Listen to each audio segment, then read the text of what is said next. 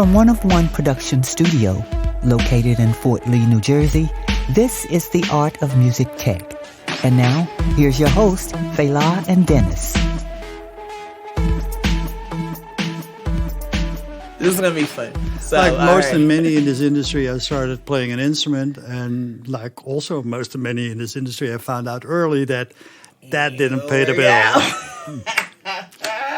So I used my brain to develop business sense, mostly in the pro audio loudspeaker. I'm a speaker guy. Oh, speaker originally. guy. Oh, Yeah. the speaker guy. Okay. Although when I was playing the guitar, I went to work for Ibanez Guitars at the time and Mesa Boogie, so I got the inroads there too. But then the speakers started to interest me in all of the acoustics and why this would work and why that wouldn't work. Yeah. And thank God there was someone who was even cleverer than I am to explain it to me, which was good. So I built my way into the industry, worked for many in that pro audio categories with the Harmans of this world, with Duran Audios of the world, with TC Electronics and Rinke Signs. And and seeing these companies go from these small things to these big things, these nobody heard of to, wow, household names and what we do, and what we do is. Well, back in the day, it was obviously more difficult to start building a brand because none of us had a smartphone. As much as smart as we were, no phones available, no internet. So what did you do? You went to travel with a shipload of briefcases and folders and catalogs to a NAMM. Yeah. And you would grab hold of every piece of catalog you would find on the floor. You go back to wherever you lived and then, oh, this is pretty cool. This is pretty good. And then you started to write letters. Remember those days? Paper? Paper? Oh, yeah. Wow. And really do a follow-up. Oh, yeah. Okay. All right. So fast forward, then we got into the digital era, and then things turned into easier, and you could connect easier with people in industries. And God, I lived everywhere. I'm originally from the Netherlands, as you know, but I lived in Germany, in Belgium, in Canada for a couple of years, in Singapore for a couple of years. And it just took you around the world. It took me around the world. And the thing is that once you get outside of your country, that not only opens up the perspective of multiple languages, but also the perspective of actually seeing what's happening. Yeah, exactly. And so, again, fast forward to 2010. After being an employee for many of the industry greats, decided to turn my digital Rolodex in my own IP and open up my own company, 4M4You, as you know. Yeah. And that 4M4You, funny story. My name's Mike. My wife is called Monica. Okay. And I guess we'll get into everybody. I want to have this part of what you just said is going to be on the podcast. I'm not even going to intro. I'm going to intro now. But yes, hi.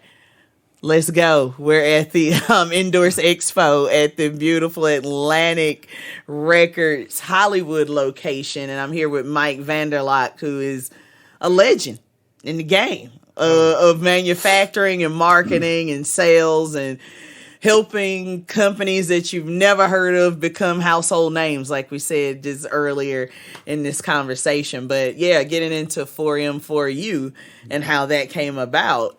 I met you through that. So that was how, and man, that was the early, I didn't realize that was like your first year or two. It's been like 2010 or 2011 when I kind of crossed paths. Something like that. Yeah. Might have even been 2012-ish or something. But at the time, obviously, Lewitt wasn't a household name, which it is today. So to compress it in one sentence, building them from zero to hero, took a few good years. But then again, the trick with networking is networking. And knowing people and building up a certain image and hold on to that, integrity-wise. Yes. And, if you know the decision-making people, it's already easier to put a product in their face. I mean, if the business proposition holds up, then it can get wrong, really. Wrong, yeah.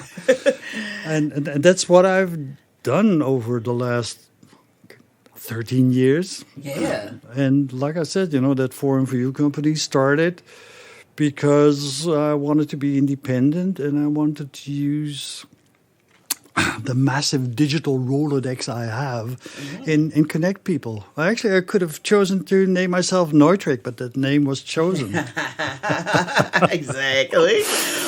Ironically, is in the town that I'm going to be moving into, which is Charlotte, pretty soon here. Going to be having a studio there as well, and Neutrik is based out of Charlotte, North Carolina, which with that name, I would have never thought Neutrik would have been in a Charlotte, North Carolina. But no, not logically. This is their U.S. location. But yeah, with that, what you say in networking, like, Mike, you really helped us out as a company, as us being a young company and wanting to do a lot of content creation.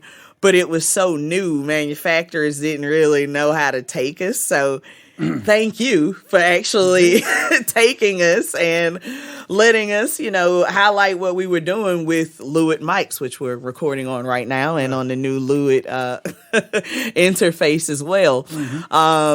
But yeah, bringing it from, holy cow, I met you guys at like a AES stand like 10 plus years ago. Right.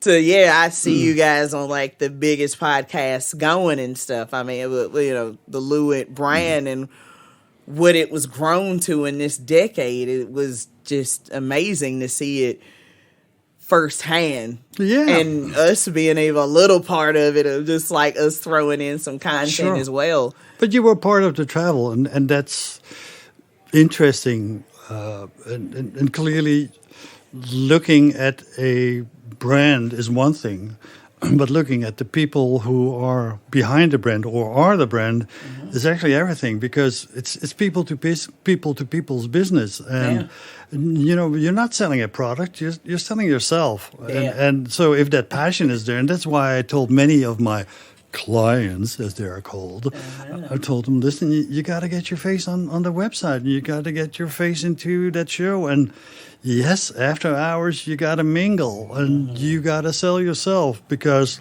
the story is more vital, with all due respect, than the product. Of course, the product has to have a good quality ratio. Yeah. I mean, we're not going to sell, what's the French word again? We're not going to say that. But so if the product holds up, and if you have a great story, and you have a great group of passionate people, then it's just a matter, and it sounds more simple than it in fact is to connect the dots and find the right people that are equally passionate and are equally willing to support you to hop on that journey. And if it is a new brand, it always requires more time than sort of a proven track record from, oh yeah, this is a product we know, everybody buys it, can I sell it now? That's not interesting. Yeah. I go for the brands that are new, as well. I see the sparkle in the eye of the CEO or the engineer or the inventor, and I see, okay. So that's the spark for you, looking for new clients. You want to see them passionate, basically, about the product. It has to be there. That brings us to the Endorse Expo over here, and that brings us to Imperative Audio. But you just had Dave on, Yeah, well, I know Dave West for a couple of years. And when we have that chat a couple of years ago, when that sort of evolved, I said to him, Dave, let me help you, because I see the passion, I see the application, I can see where it fits in, or even opens up new verticals. Of course, the whole pandemic slows things down, or in some cases accelerated, because depending on who you are and where you are. I mean, if it's about microphones, if it's about studio monitors, if it's about interfaces and headphones, 2020 and 21 were like couldn't keep it rocket on the years. shelf. Yeah, it was. The biggest mistake the industry is making, though, is that they take 2020 as their base year, which is obviously, oops. Yeah. Well, we'll see where it goes. And there's a slowdown general in the economy. So there should be also a slowdown in the audio industry. Why not? Yeah, exactly. Well, at least they be able to keep up with the product now, and, having a supply, because, it was pretty shady there for, a Well, while, supply chain is still a massive problem because, well, we run a global economy, and obviously things have to go from far away to closer by, and it needs to be synchronized with even farther away.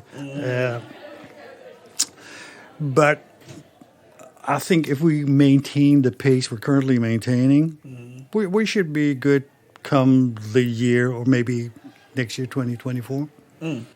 Good stuff. So what do you see on the horizon coming up with, like, everything, with the industry, or Simple, interesting question with not a simple but yeah. yet interesting answer. Yeah. What I see is what everyone's seeing, not necessarily in our industry, but the compacting of the industry. Manufacturers must get closer to the final users. The easiest way is to cut the middleman, either distributors or even resellers.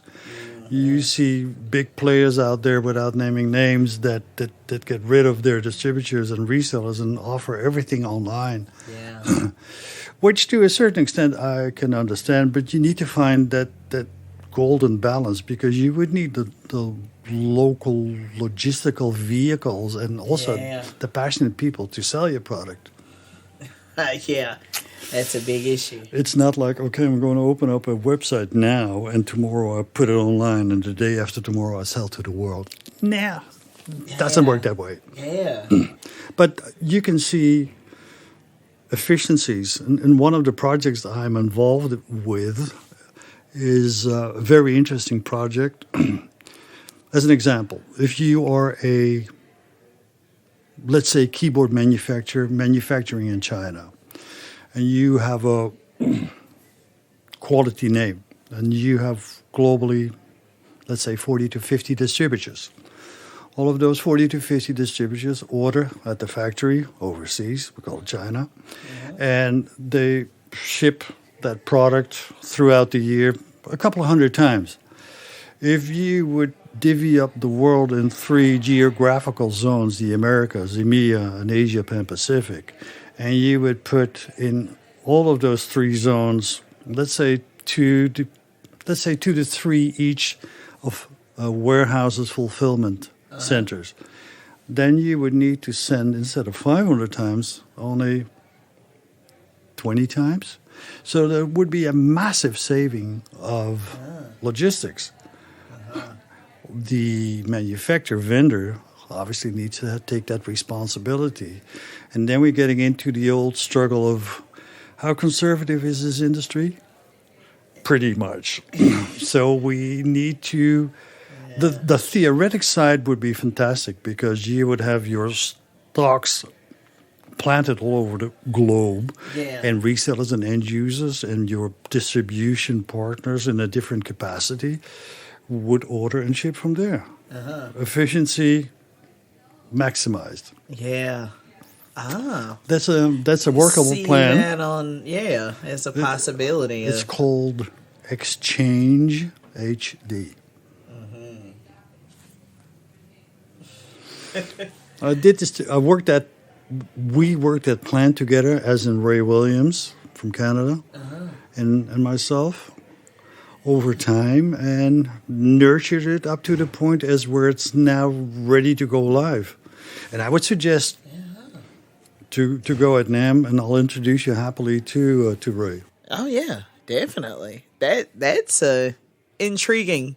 With us being in retail now, and you helping us out to initially get into that realm of it, the distribution is, man. that's half the battle for what, that's a little off of what we usually talk about on the Art of Music Tech. But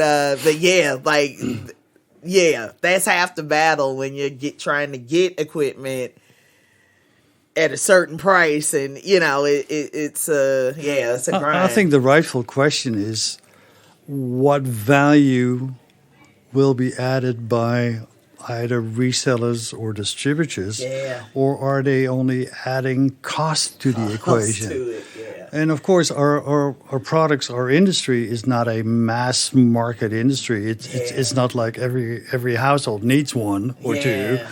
It is still a niche industry, but then again, there are a level of efficiencies you can reach without harming the infrastructure, but in fact improving the infrastructure. And so if a reseller, just to stick to the reseller example, can order directly with vendors and have it shipped or even drop shipped from various fulfillment parts to whoever the end user is, that's efficiency. Oof. Getting drop back, shipping. Heck yeah. Get back to our imperative audio. I mean, that portable vocal booth is a portable vocal booth, but it's still weighing 60, well, I think it's 65. 65 pounds, 30-something kilos. So that's, think of this, putting it on a pallet and shipping it from A to B, being the vendor to the distributor, then the distributor to the reseller, and then the reseller sending it to the end user. I mean, there's already a heap of money lost in just logistics. Exactly. So think efficiently. Yeah. So that's what I do too. Yeah. Different cap. Wow, Mike. Yeah, a lot of other stuff to talk about.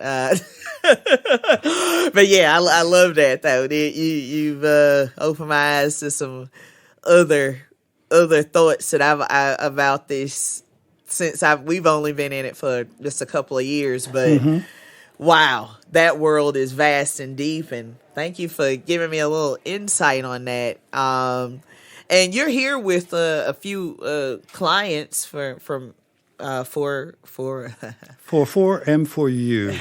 Yes. Again, 4M4You. The M's are actually, well, we turned it into music and management and media and money, but there's a whole lot of M's. But the original meaning go back to the fact that we lived in Canada at the time. Talk about 2010. Sorry, we talk about 2008.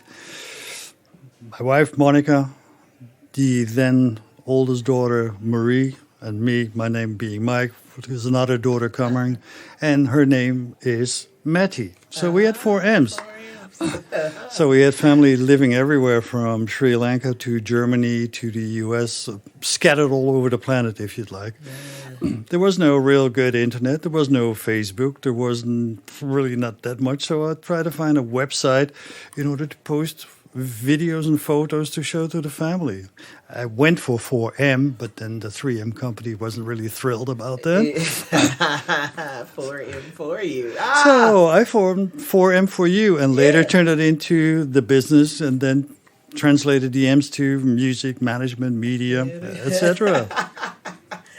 Perfect. I always love the holiday videos too you send out at the end of the year. That's what I do. It's a nice recap. I love it. That's what I do every year. I actually made a little video for NAMM, a little 20 seconds one, just as a teaser. Yeah, that's what I do. And actually now the oldest daughter, Marie, is entering the company and taking care of our social media stuff. Let's go. So she's taking care of the Instagram, and she's going to revisit, change, alter our website, and take care of the whole social media stuff. So I love it. I mean, she's 20. A true family business. I love it. That's what it is. I love it. Thank you so much, Mike. Oh, but yeah, how many, you got a few clients that are here for NAMM. Let's talk. We already talked about imperative audio. Like, wow, amazing. Love that setup. That's something that could be used even at our small studio to just give us that extra isolation for totally. voiceover, podcast stuff. I mean, a lot of great stuff. But who else are you here with? I'm here with Triad Orbit, who make great stand systems. And they have sort of a sub-brand which is called Precision by Triad Orbit officially. And what they have done is in the wake of the whole immersive Dolby Atmos, we need more speakers. They built a very precise speaker mounting system where you can easily determine the horizontal and the vertical angle.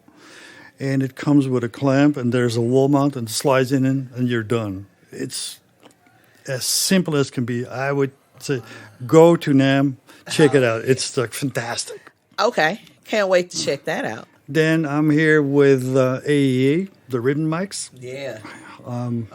With Julie. Yeah. Wait to check. Great stuff.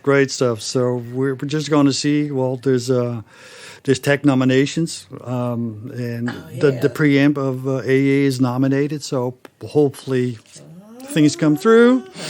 You just never know, right? Yeah. Like I said, Imperative Audio, I'm here. Exchange Music Marketing Canada is on the same show floor. And outside of the show floor is a listening room of Cali Audio. Yeah. And Cali is showing, I think, 3 new products. One is a very small subwoofer with 2 6-inches.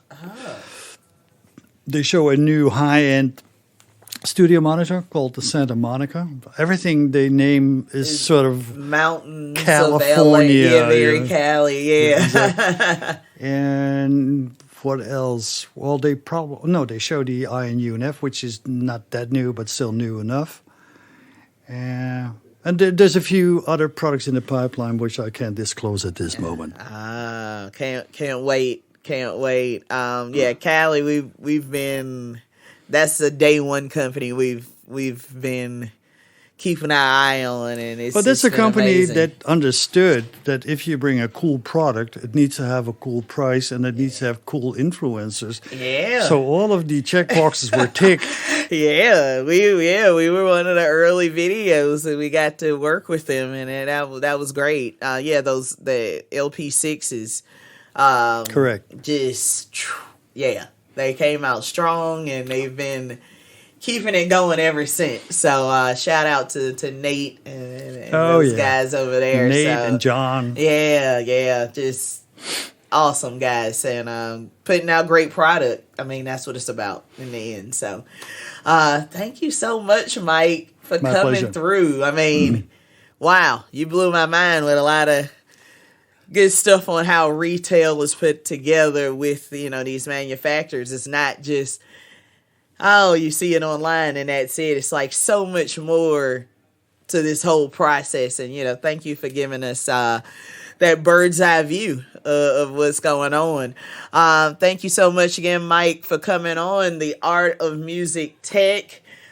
Please follow us. And how do people stay in touch with you if they want to see what you got going on? Well, they should go to my website, which is 4M4You.com, or find us on Instagram, which is easy to find with 4M4You as well. All right. Fantastic. So follow Mike, us as well, 101 Productions. Yeah, why not? Give us a like, subscribe, tell some friends, and you're just gonna get more and more great interviews like this for the week of NAMM. So I'm super excited, and especially to see all the stuff that you're talking about with your new clients and stuff like that. So thank you everyone for listening, and let's go.